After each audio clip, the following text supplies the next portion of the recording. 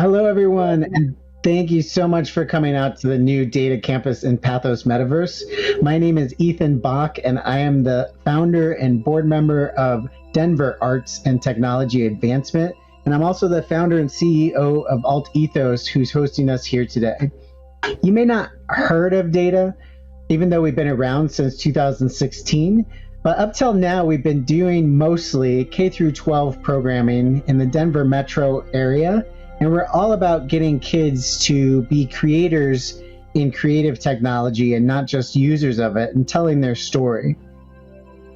We've also worked with adults in creative technology, and specifically in digital domes. A digital dome is like a planetarium screen with high resolution projection on it, and it's an immersive experience. And so we've had people come from all over the world to come and learn how to put their artwork in the digital dome, and then we have a show, and it's a lot of fun.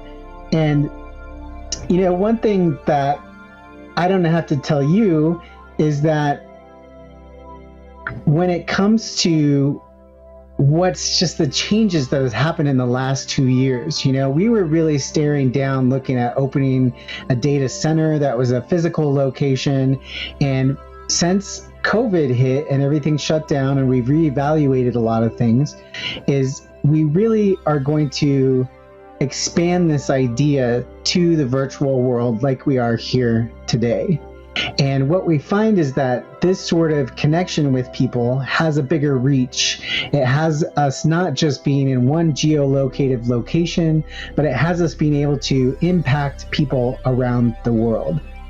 And, you know, so many students fell behind in the last year. We saw that. I saw that with my kids. It was hard for them to stay focused in virtual school. And we really think that this sort of immersive virtual space will help that to be a better option in the future. And if you've recently, you know, you're in the workforce right now, and you're in a traditional workforce, a lot of people are using virtual and remote resources for the workforce. And the way that we see this set up is ways in which students can step into that new workforce as well, and for it to be seamless. So here we are. We're in the virtual world, and here we are learning from each other. And I hope you enjoy yourself, because we have a lineup of amazing speakers for you. And here to set them up for you and to moderate is our own Gavin Culberson. And he is a board member with Data since early 2020. And along with Hassa and myself, we are the core team that is reshaping our organization for the goals in a post-pandemic world. And Gavin is currently a senior project manager at Wunderman Thompson, which is a creative data and technology-driven agency. And he also has a long history in creative technology, including directing a feature film and creating various interactive media exhibitions. And he once turned a yurt into an immersive theater for the holidays. So let's give it up here. I'm going to hand it over to Gavin. Thanks so much, and enjoy the conversation. Thank you very much, Ethan, for that introduction. I've really been in awe of Ethan and Alt Ethos and what they've done for quite a while now, and that's how I got involved with data. You know, both of us are nerds in this field because we use the term experiential design on a daily basis. And I know everyone else here that's attending this event is passionate about this as well. So I appreciate that and everything that we've done. I wanted to touch a little bit more on how we got here into the space that we are sharing now. When we got into early 2020 and we're thinking about what are some tangible things, some concrete impacts that we could do as a nonprofit, we really thought about what's important right now, and it really seemed like the opportunity for education in the arts was in the virtual space.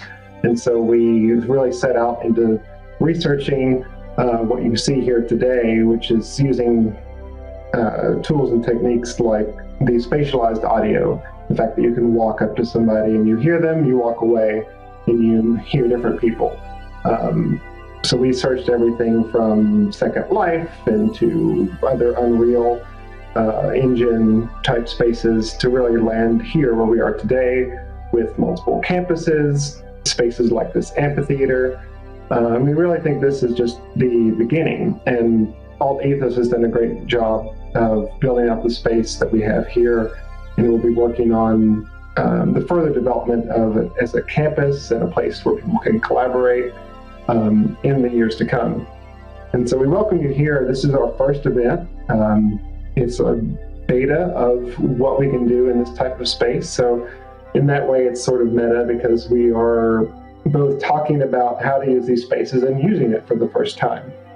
So I think that's very special, and I appreciate everyone attending here and your engagement.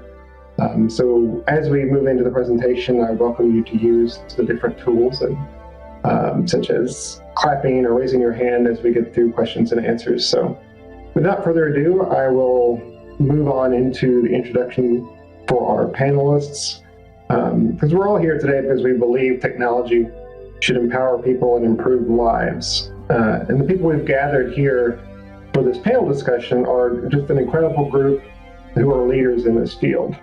So if you would, I will introduce each person as they come up, and if you can turn on your camera and introduce yourself as we go through.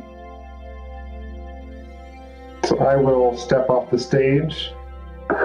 And first off, we have Rosario. So if you would come on up. She specializes in ed tech and augmented humans and has multiple accolades of influence, including the 100 World Disruptors in New York City and the legendary Women 2020 by Ford Motor Company.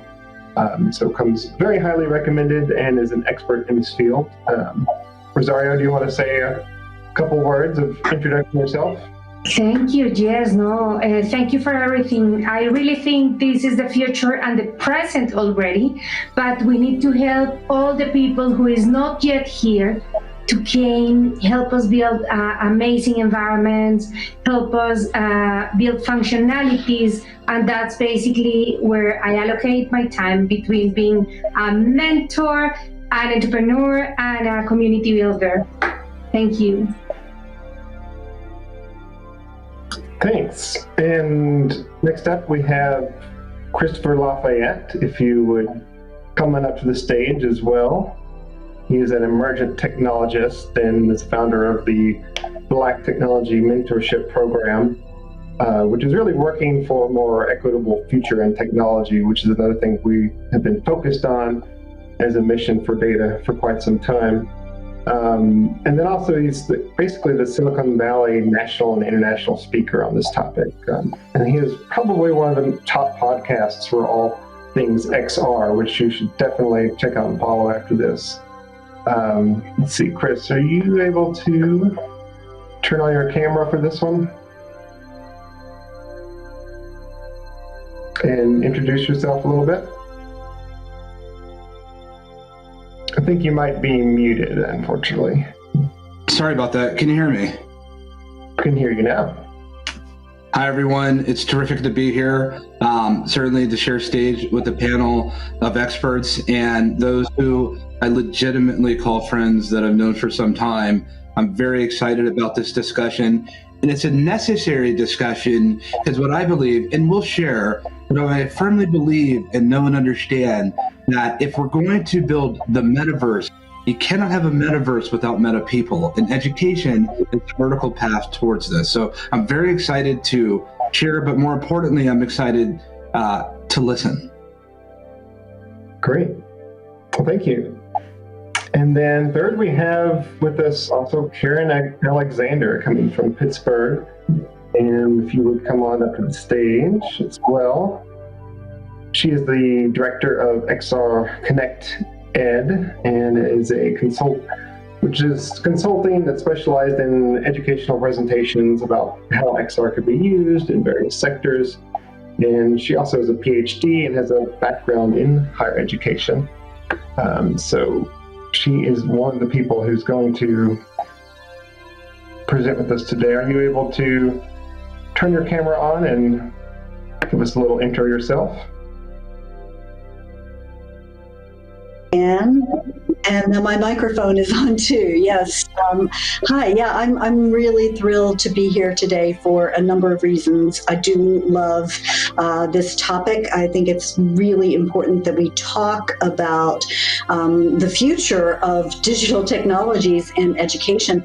But I also am glad to be here with Ethan Bach and to be at an event that is put on by Data, because I worked with Data for a while back in 2016, and it's really exciting to see the direction that it's taken, the way it's growing, and it's lovely to be here with Chris and Rosario, who I've known for a while too, and so I'm excited and looking forward to hear what everyone has to say and to exchange some ideas on this super important topic.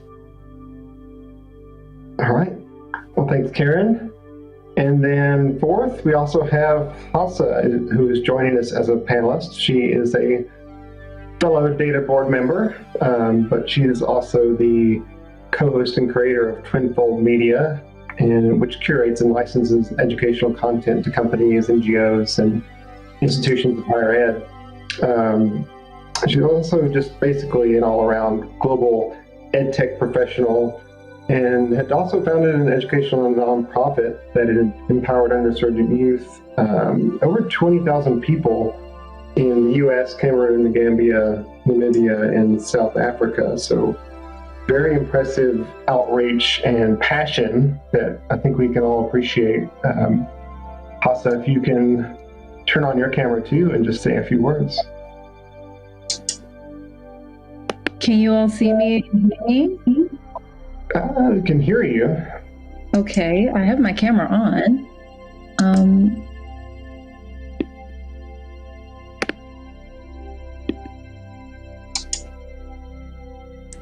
Can you see me now? No, not yet. It may just be like permissions on your computer. So, but why don't you go ahead and just say a few words on yourself. Excellent. Thank you all for having me today. I'm really excited about this conversation because I think that we are in a very exploratory time right now in education, and this discussion allows us to explore and start to think about how we want to design education moving forward in the future. And virtual education, metaverses, immersive technology is a resource that could help shape our learning environments, our learning experiences going forward. And it's just a pleasure. I've had the pleasure of working with Gavin and Ethan as a board member of Data, and I've had the pleasure of speaking and learning so much about immersive technology from many of the panelists today. So without further ado, let's get started. We have a great discussion. Thank you. So I guess if you figured it out already, you should have some options if you're sitting down. So why don't we give a round of applause for all of our panelists joining today. Those are your interactive buttons there on the left of your screen. Thank you. All right. Well, the panelists then, if you have a camera available, go ahead and turn it on, and we can see you all together up on the screen. Should form into there we go. Got everyone now. So we'll move on to some kind of focused questions for today.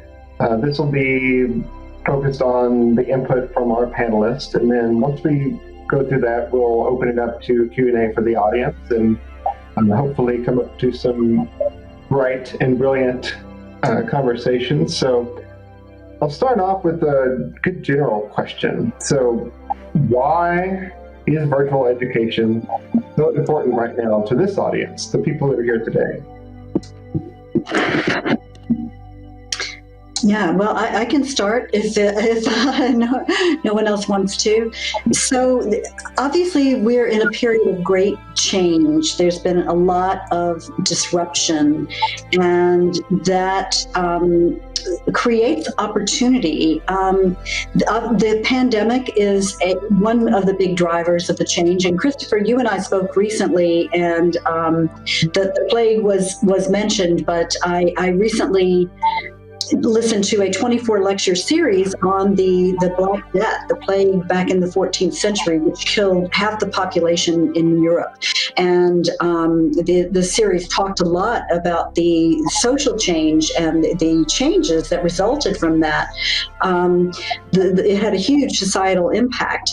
And while we may not be seeing those same death rates, I think that this is another instance of a pandemic that is leading to a lot of different ways of doing things in society, and so it does allow for some opportunity. But of course, there are other sorts of social changes going on, and there are technological changes. And I do believe that technological tools provide for opportunity.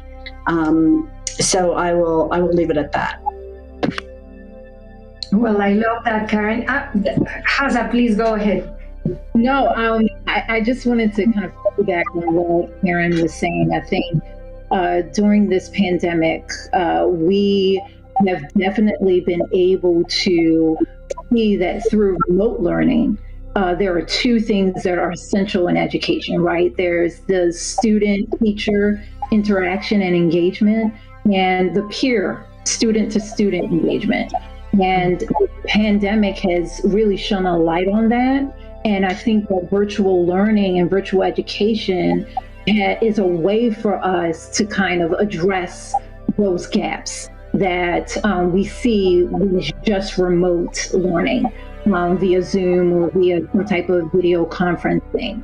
In this world that we're in right now, it makes it more flexible. It makes education more flexible. It makes education more accessible. But more importantly, it makes it more actionable, right? It allows us to move. It allows us to hear, feel in a way what we're learning, the content that's being presented to us in a more real way. And that's why I think virtual education is really important. I love that. And I would love to add two things. One is that, for sure, curiosity is one of the key things, the key skills that every child should have in the near future. Also every adult, but it's difficult to start with the adults first. Then all these environments, all this new technology increases the possibility to experience by curiosity, to learn by curiosity, to check that if I tag something, if I move my mouse, I can experience something different. And that can be a huge opportunity for education, but also data analytics. For me, it is completely unbelievable that advertising can give you a personalized, hyper-located experience in advertising for brands, but not for education. Then I have the personal challenge, and of course, being surrounded with all of you, for me is a pleasure and an honor, because you are also behind this same curiosity, and is how we can really understand the way that a person can learn better, can connect with their interest better, and how we can use that data not to sell them, only to sell them things, but also to create a more personal experience, because everybody learns in a different way. And with the current technology, it is completely possible to create educational systems that are hyper-personalized. Just to piggyback on everything that's been expressed, one, I wholeheartedly concur. And two, look at where we're at right now, this very moment. We have representation from all over the place right now, this very second as we get speak. By way of how we manifest ourselves at this conference is a clear indicator of why this is so important for education today.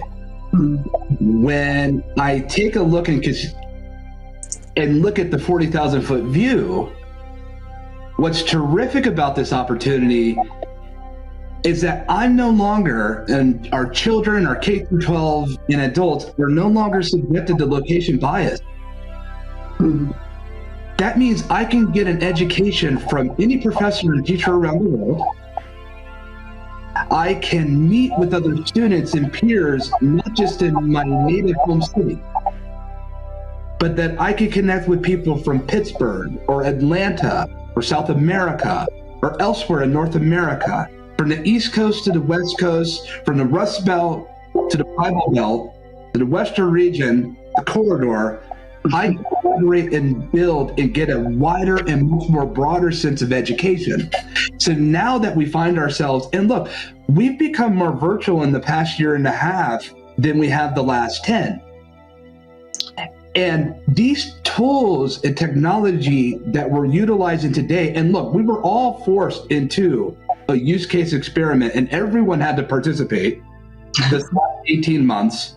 And what we've come to find out on the other side, and what we're not going back to, is now that we know that we can be more productive or even more productive remotely and virtually than we have through typical standards that for some are hard to let go to this day, but for many, we're not going back. And so education is a very appropriate subject at hand.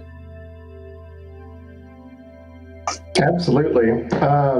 And that does bring to mind kind of the other question I had. You know, we're all looking forward to the future now. Here we are in it, in this space. But we really suffered for almost the last 2 years now in sort of a funky hybrid zone, like we said, Chris, with people getting stuck in the old ways of doing things. So I'd like to hear just briefly from each of you, what would you say is the worst virtual experience you've had to suffer through in the last year and a half or so? You know, the things that are the pet peeves that you hope never happen again, that we really learn a lesson from. I think for me, the worst experience you could have in virtual education is not having an experience. We are still trying to achieve equity. And as you know, during this pandemic, some people were able to improve their educational opportunities and others lost a lot of their educational opportunities. So I feel that for those who don't have internet connectivity, who don't have computers or some type of access to the internet, they lose out on these types of experiences. So we as leaders, as education technologists, as people in this immersive space, we have to find ways in which to use some of this technology and some of these opportunities and make sure that it's inclusive to everyone. And I think this is a perfect example, making sure that this is a web browser-based form for all of us to join. That's the first step to make sure that as many people can take part in this virtual experience as possible. Maybe I will add something interesting there, and is that educators are like the real world shapers, are the real people who is building the future of our of our world. And if they don't have the tools and they don't have the volunteer to learn these new technologies, we will be leaving a lot of kids behind. Then the way that all of you from different projects and perspectives are connecting the kids with the teachers, with the educational system, and creating the need of having the educators in the edge of the understanding of the technology. I really think that that's very important. Otherwise, we will be creating a mess. You know, educators who don't want to change or learn new things because they are comfortable, that doesn't work anymore. And the pandemic completely underlined that moment or that situation. Yeah. Great. I can speak to. I have something maybe a bit more prosaic to say in terms of my worst experience, and to take it down. These are very beautiful, high-level thoughts and really important ones. Absolutely, it's there. The digital divide is real, and we need to make sure that we can get tools and connectivity into the hands of the children that we're trying to educate, the children and adults, not just children. And yes. The whole education system needs to change. But I think we're going to talk more about that later. But in terms of the worst experience I had, one was in an event that I had jointly organized. And it was when we had unexpectedly had some additional guests, and they were trying to do something that didn't work very well, and that we had tried to convey that information, and it was a disaster. So we knew the limitations of the particular platform that we were using, but these guests didn't really understand that, and so it did not go well at all. And of course, anytime you're in a virtual platform, there are going to be little glitches and things that don't work well. I think we all understand that and expect that at this point, right? And it will continue to get better. These platforms will improve, and we'll all learn how to operate them better too. But the other worst experience I've had in the past, I don't know what you said, year and a half or 2 years, was when a member of my XR Women community, who I had recommended to speak at an event in a virtual world, was there, and I was in attendance, and she was the only woman on a panel of 3 men, and there were also the people who were putting it on were men, and there was a troll there, and she was subjected to some really, really horrible sexual harassment. I mean, it was really bad.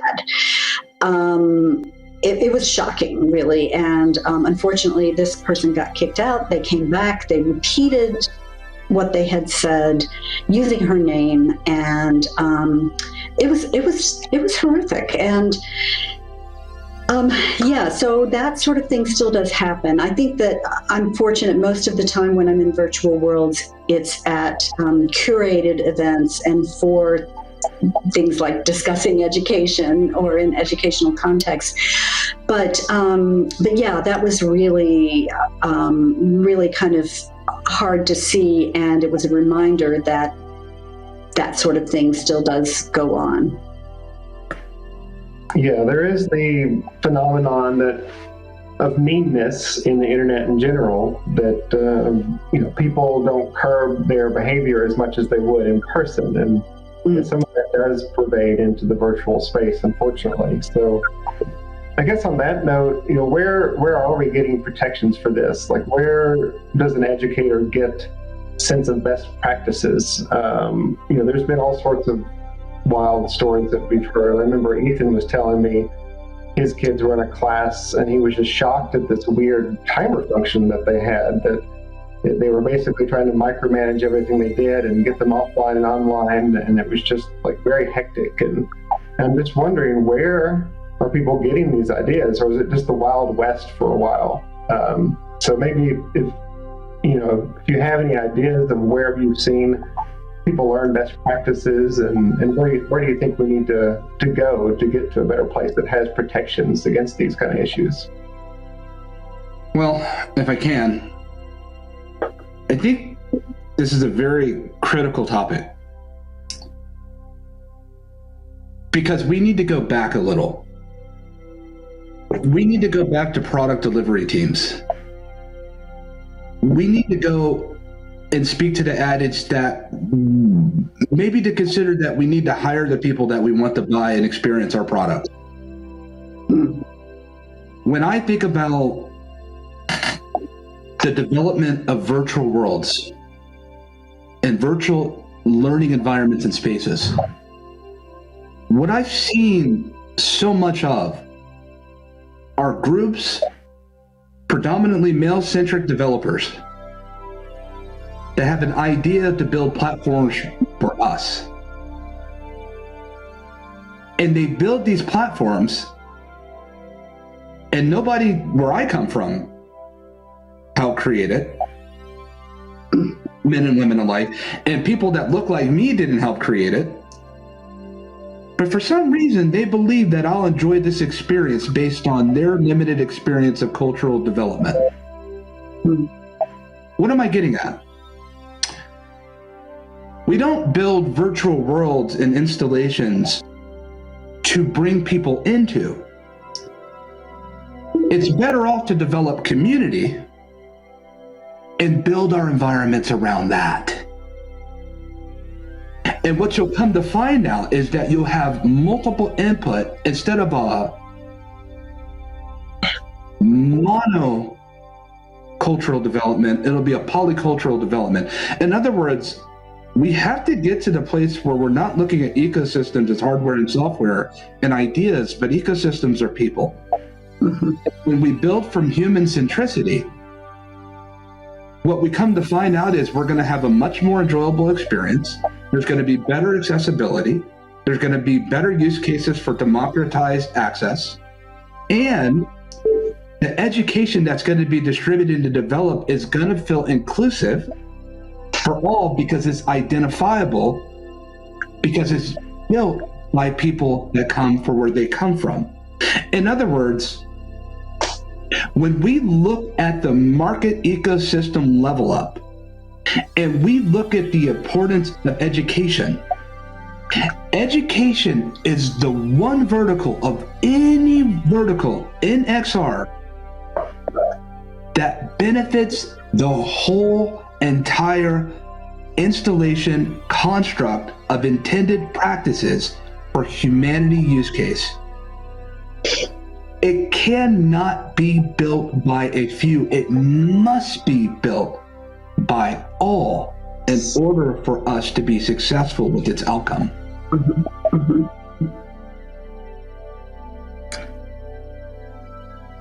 I think Chris has said a lot of importance. I just want to just add to what he has said so passionately.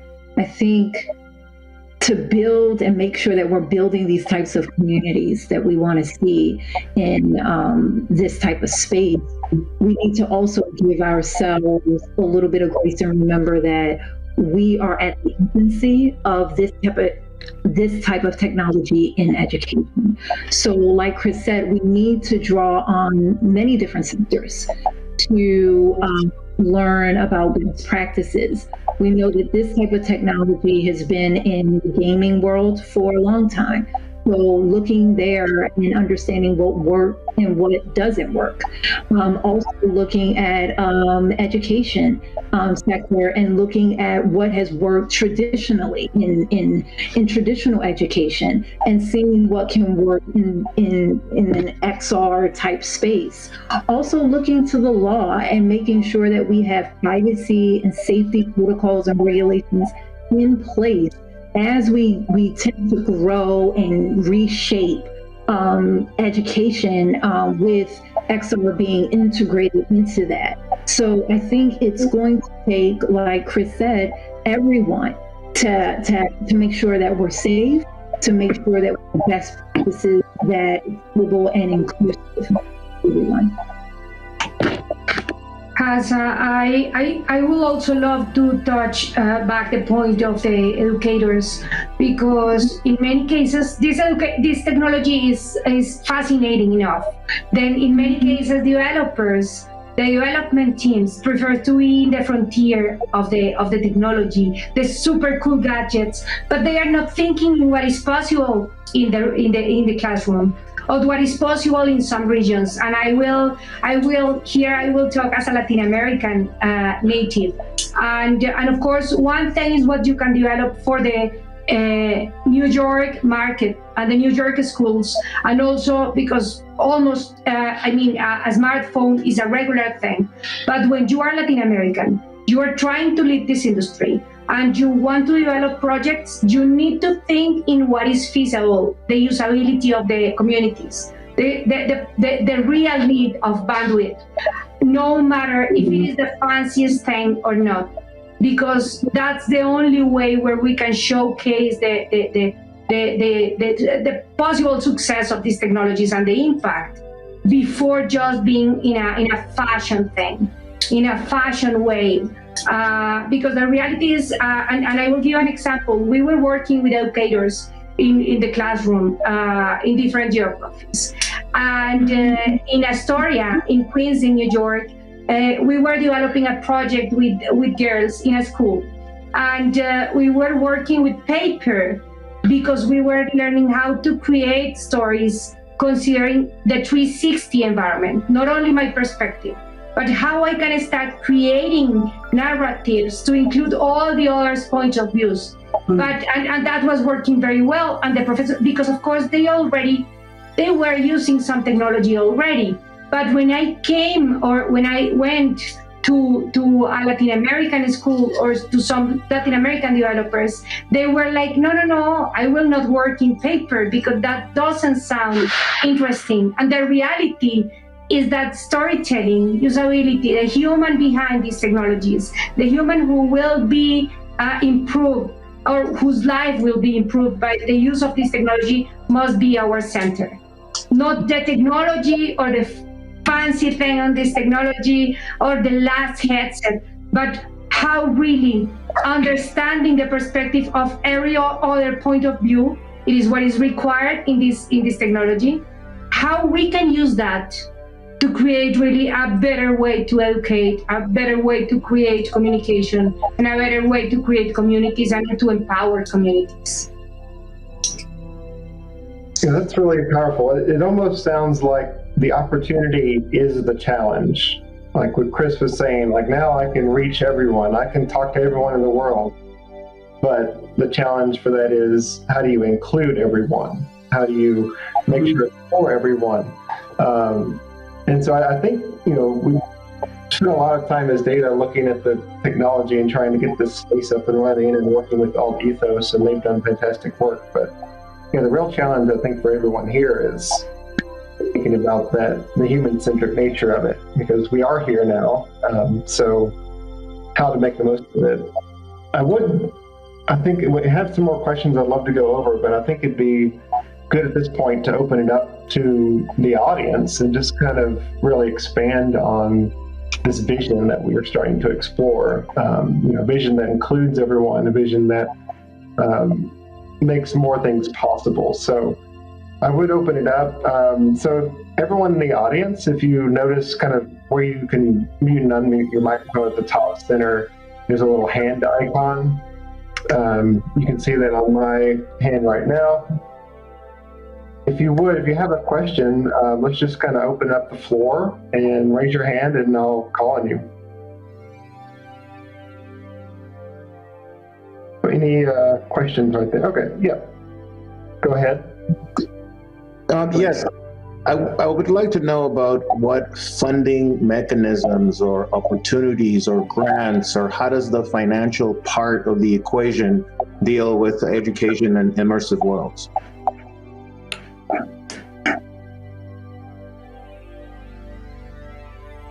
Well, that's an important question, and I think that one of the things that those of us who know about XR technologies, who know about virtual worlds and possibilities are, is that we need to be advocating to people in government positions who often hold the purse strings for education, right? And make sure that they understand the importance of funding the placement of these kinds of tools and the right kind of connectivity in the schools, and making sure that children have access to them. And even things like, like citywide free Wi-Fi, something like that is, can be so important, because let's face it, it's a global problem, the access to connectivity. I mean, here in the US, there are plenty of places where people don't have access to broadband internet or even very good cellular service. And of course, that's the case in many places around the world. But we have to convince our elected officials of the importance of this, and that this is the future that we must fund for our children. And that's one place where this funding needs to come from, and probably the most important one. You know, we can't always rely on foundations and grantors to fund these sorts of initiatives. It needs to be integrated into our educational system. I think just to add to that, there are governments right now that are funding virtual education. For example, you have Seoul, Korea. Their city education system has just rolled out virtual education science classroom for elementary and middle school students. So there are governments that are already funding this type of education.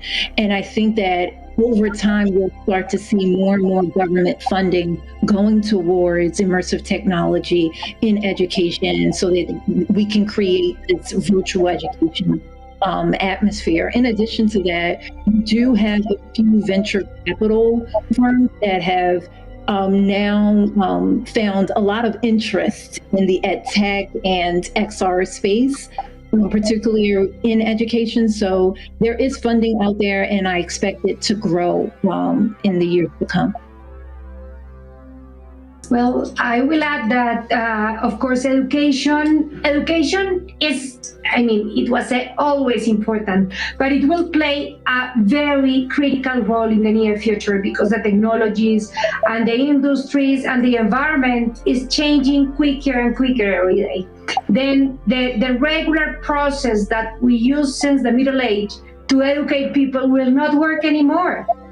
That way, we should start thinking in a different way, not only how we educate people, how we create the ecosystem of education, but also how we can make it a very good business model.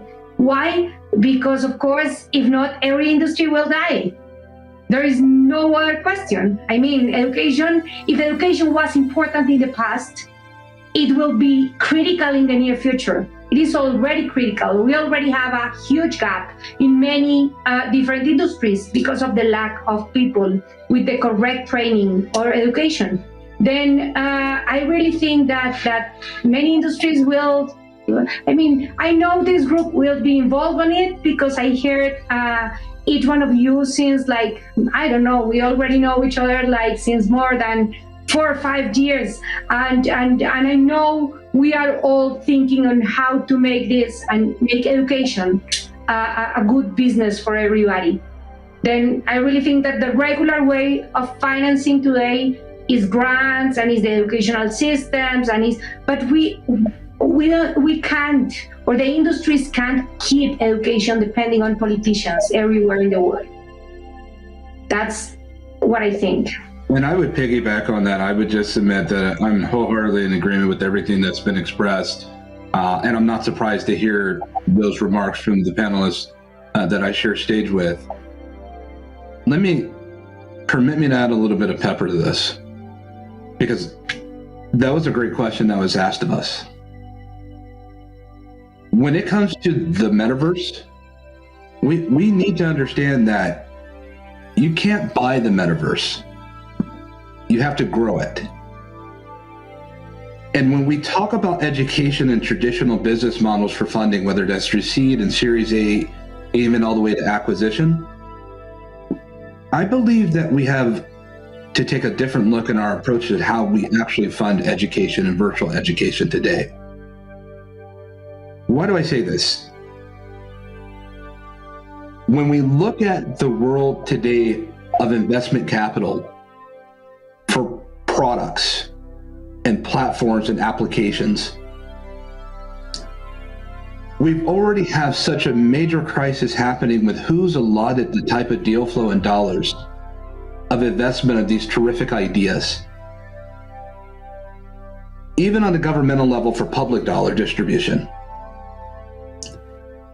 The metaverse itself, originally in its construct, is designed to be an open source system, not closed and walled garden environment. And when we look at this under the banner of education, here's what's intimidating. That my children, who I don't have, but my children, our children, may find themselves in a virtual environment whose curriculum is developed by privatized dollars that have not taken full advantage of the biggest game for virtual education, which is the marriage pairing between the technologist and the teacher. Let me be very specific on what I'm about to say here. If there's anything that you get from anything that I express, the biggest asset to virtual education is the mind of the teacher. It is incumbent upon us as technologists to take the lower road and submit ourselves to our educational teachers who hold the information, who guide our children these days, and to get them where they need to go. As a technologist, I should be supporting our teachers in any way that I can and taking their ideas instead of thinking that my ideas are going to be better in the comparison of a teacher. And so when we build educational and virtual education platforms, quite frankly, they need to be developed and built by our teachers and not our technologists. Our technologists are guides and ushers towards bringing in those who undoubtedly know how to do and build it better. Then we will find better use cases for financing.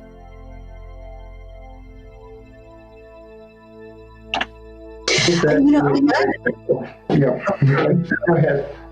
No, I agree on many ways, Christopher. But I also think that we do have a challenge in that, teachers are overworked and stressed out. They have a lot on their plates, and many of them don't have time to learn about these new technologies and to take the time to conceptualize how they can transform what they're teaching.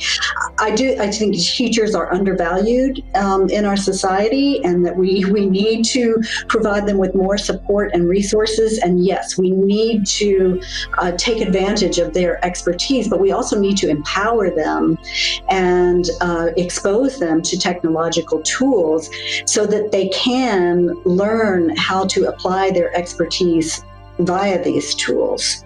It's a challenge. I so agree with that. In fact, I'm glad you shared that. I'm meeting with my alma mater tomorrow of high school that I graduated so that I could start working with them to do exactly what you just said. I 100% in agreement with that, Karen. We have to teach. I mean, and since you said that, I think that's so appropriate just to say this, is that we still haven't really done a good job in explaining what virtual and augmented reality is to the public itself. I mean, when you go up to a person that's not in our space and say, hey, do you know what virtuality is? And they say, isn't that a 90s video game? I think that I submit that I believe that we could do a little bit better overall in even teaching people what this is and not misleading on, the grandiose of the metaverse when we haven't even agreed on colloquial acronym usage for how we even define our education. So Karen, I'm so right there with you on that. Maybe I will also add that education should not be any more assistant per se, but it should be more integrated in the other areas of the society.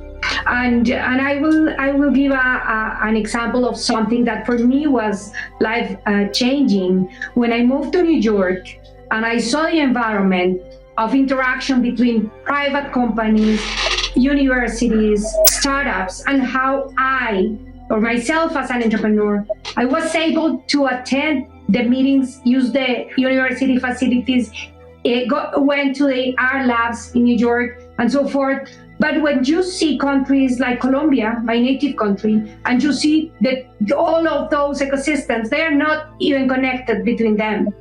Then there are like small powers who are not talking, and then the creation of ecosystems is very complex. It's very difficult, and in that way, if you want to include also the educational, the traditional educational system, it will be completely impossible.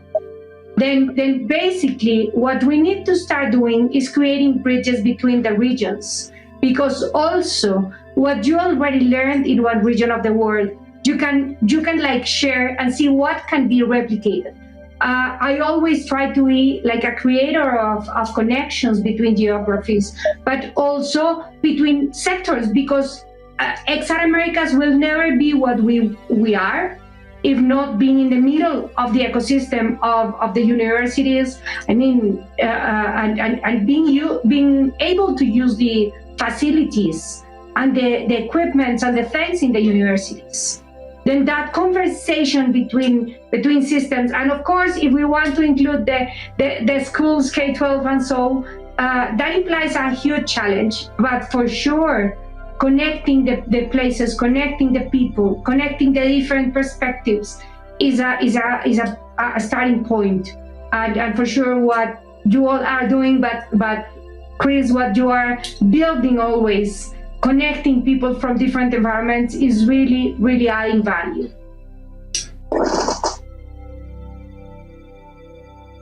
Right. Well, thank you all for that, and for that great question, Julian. As we think about how to fund it and where, not just how to fund it, but where the funding should go, and back into teachers and into the communities. I think we still have time for a couple more questions. Does anyone else have a question? If you would just raise your hand. Is it possible for me to make a quick comment? Yeah, go ahead. I was just sitting here thinking as I was listening to Rosario share, and I marvel again. I'm just fascinated to be on this stage and to look at Karen and Rosario and Hasanado, who I've known for years, as Rosario said. It's like, my goodness. And I'm sitting here thinking about how enjoyable this is while we have avatars on the stage and video on the screen. It takes me back to a recent publication by Geraldine Favell, and she comes to us from Europe. And she wrote a really fascinating article, and she's an XR technologist, and she wrote an article on Zoom fatigue. And I know that some people will ask, and I'm sure my co-panelists would agree, that there's, why go into XR as opposed to going or being in Zoom? And I just, by the mere fact that I'm not just staring at someone's forehead while we're having this discussion and talking, and I'm able to look around, I was flying in this platform today before we got on stage. I don't remember any other time that I actually was flying before I got on anyone else's stage. And so what I'm really getting into is that it's expansive environmental fidelity for people to come in and to explore and to unlock that inner curiosity. I don't know how my other co-panelists feel about that. Oh, yeah, sure. Well, and of course, there was, after you were flying, Christopher, there was a moment when you and I were standing on a table together in this world taking selfies, and so which was a lot of fun. But yeah, there is something really different about virtual worlds, that sense of sharing space with people, getting to move around and view the world and people from different angles, and to interact with them through, in some cases waving at them across the room, virtual hugs, handshakes with some sort of haptic feedback. That sense of being in a space with other people really does make a difference. And,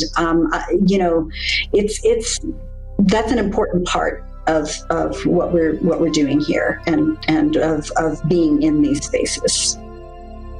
Yeah, and those are all the lessons learned from museums for many years in terms of using immersion, whether it's a dome theater or I'd say 90s headsets, is that you are experiencing something more. If you're at a field trip, if you're traveling, your senses are heightened and your learning is different. It's kind of back to what I was saying earlier about learning through curiosity and like how important skill that is.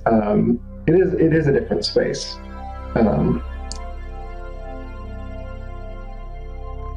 Do you have any other audience questions to keep this conversation going.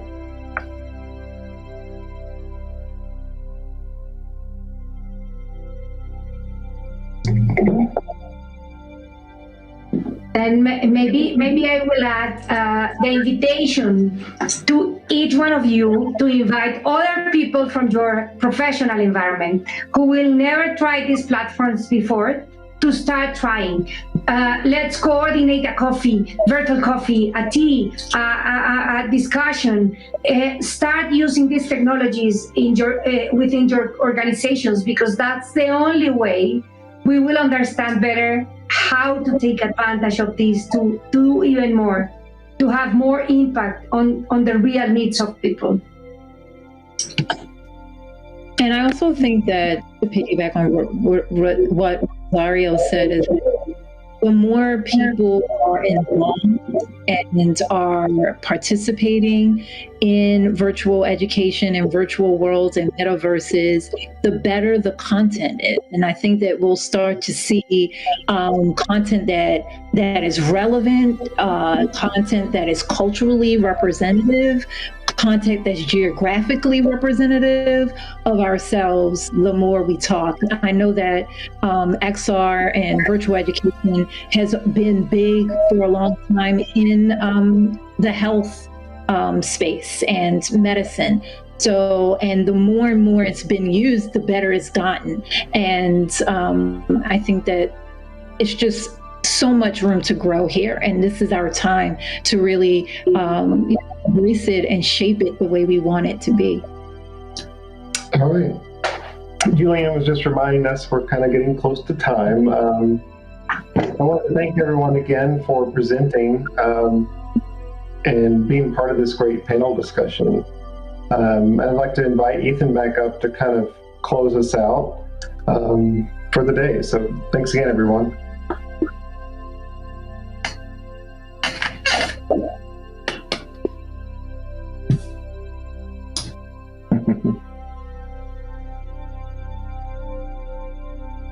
Ethan, where are you? Are you able to, there you go. So one thing is if I can get the speakers to go ahead and turn your video off here, and then I can jump on stage. Thank you so much.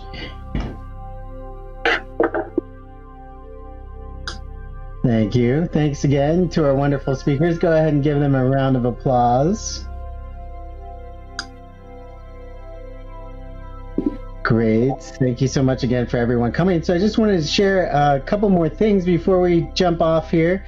We do have some time to network and hang out and have more discussions after we step off stage here. This has been brought to you by the Denver Arts and Technology Advancement Board and sponsored by Alt Ethos. We thank you to our sponsor for providing us a space. This will be a space where we can learn and grow, and Data plans on holding classrooms here and holding our digital dome workshops and all kinds of things here. This is just a first iteration of what we're looking at. This is kind of the next iteration of what we're looking at. And yes, we did borrow this from Shutterstock, but we love this like futuristic look of and feel of the space. And because we do domes as well, we can have these breakout rooms, and then we can have domes on top of these spaces that'll allow us to be able to do 360 education in those worlds. So this is something that we're working on currently with Alt Ethos to build out for us. We're really glad for the space we have today, though. It's really awesome. And I wanted to reach out and just say, you know, if you're interested in helping out with Data, we are looking for some board members, and if you want to host an event in this space, let us know. If you want to become a sponsor of these sort of talks, we're going to keep doing these talks and keep providing information for everyone. But again, just such a great topic. We're so happy that everyone was here, and let's do another round of applause for our speakers. And then let's go ahead and we can all like stand up, stretch our arms, and turn on our mics and have a little more social time.